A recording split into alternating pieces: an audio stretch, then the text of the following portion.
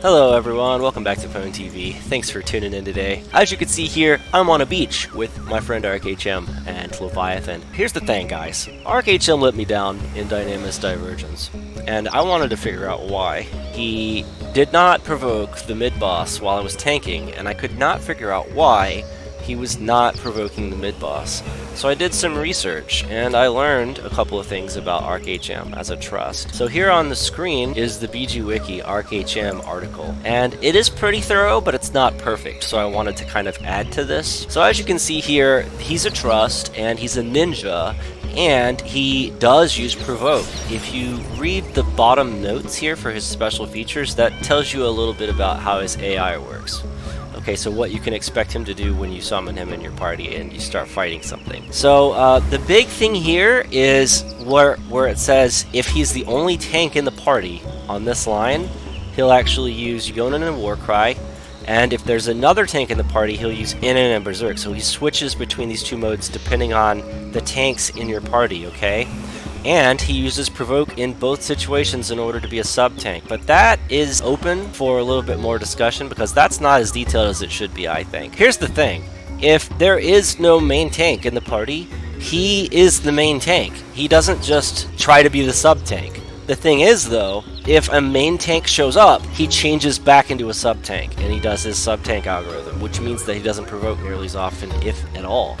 And that's a huge problem if you're trying to tank something and you have a tank in your party that doesn't realize he's playing on a tank and he's AFK in a corner, which is the situation in Dynamic Divergence. If I get someone their clears in Dynamic Divergence, I use this trust, and he has to provoke the mid-boss, or the mid-boss one-shots the White Mage trust that I use, and we lose the content.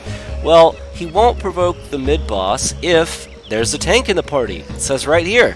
So I wanted to learn exactly where the tank needs to be, if anywhere at all, in order for ArkHM to be unaffected by the tank. And that's why I made this little video and did this little test. So I'm out here on the beach with ArkHM, and for the rest of the video, I'm actually going to bring random jobs and test whether or not ArkHM sees me as a main tank or as not a tank at all, and basically just report the results, report my findings. So I'm going to go through all the tank jobs that I think are tanks in this game, and I'm going to show you guys the interaction ArkHM has with that particular job. So we're going to go Paladin, Rune Fencer, Warrior, Puppet Master, and then we're going to wrap it up with Ninja. And then after all that, I'm going to show you another detailed test that I actually just got finished doing. And in that detailed test, we're going to discover how far away the main tank in your party needs to be AFK at in order for ArkHM to not be affected by him standing around in the zone. That's important. That's super duper important if you're trying to actually use ArkHM to solo the mid-boss to get a Paladin or a Rune Fencer or one of those jobs a clear. Well, if they're next to the mid-boss, they count as the main tank and ArkHM sits on his thumbs. We're going to learn that in this video.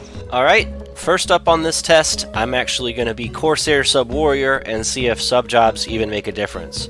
So my theory here is if ArkHM sees me as a main tank, when I engage this target, he's going to actually not provoke it right away, because I'm the main tank. But I'm not. I'm subbing warrior. That doesn't make me a main tank. You see he provokes.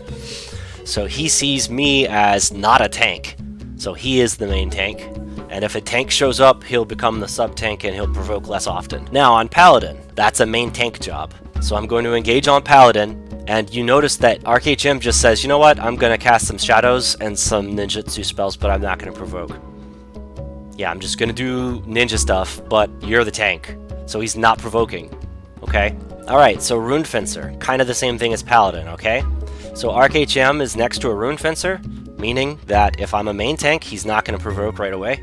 And you see here he just casts ninjutsu spells again. He doesn't provoke because he knows that I'm the main tank. I'm the Rune Fencer in the party and I'm right next to him, so he sees me there. So he's going to just be the off tank. Okay, now Warrior with Shining One, because why not? So I'm on Warrior.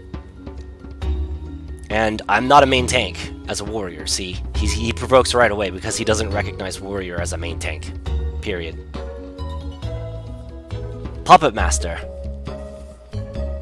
provokes right away, meaning that Puppet Master's not a main tank either, as far as ArkHM is concerned. And Ninja with Ambuscade Knuckles for whatever reason. notice that he's actually sub-tanking with the ninja in the party. So he actually views ninjas in the party as main tanks, and he'll actually off-tank as much as he can. So that's it.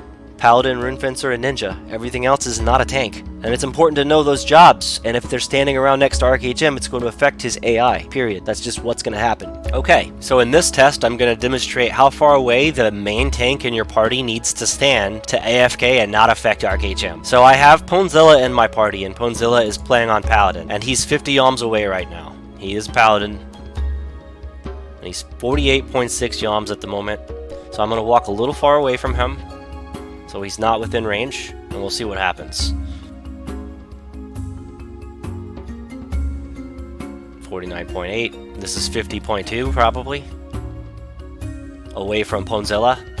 And Provoke happened immediately. And what that means is that ArkHM does not see a main tank in the party. The main tank in the party is too far away, guys. And the distance is 50 yalms. From 50 yalms away, the main tank that's AFK in your party won't affect ArkHM at all. And that's important to know that number.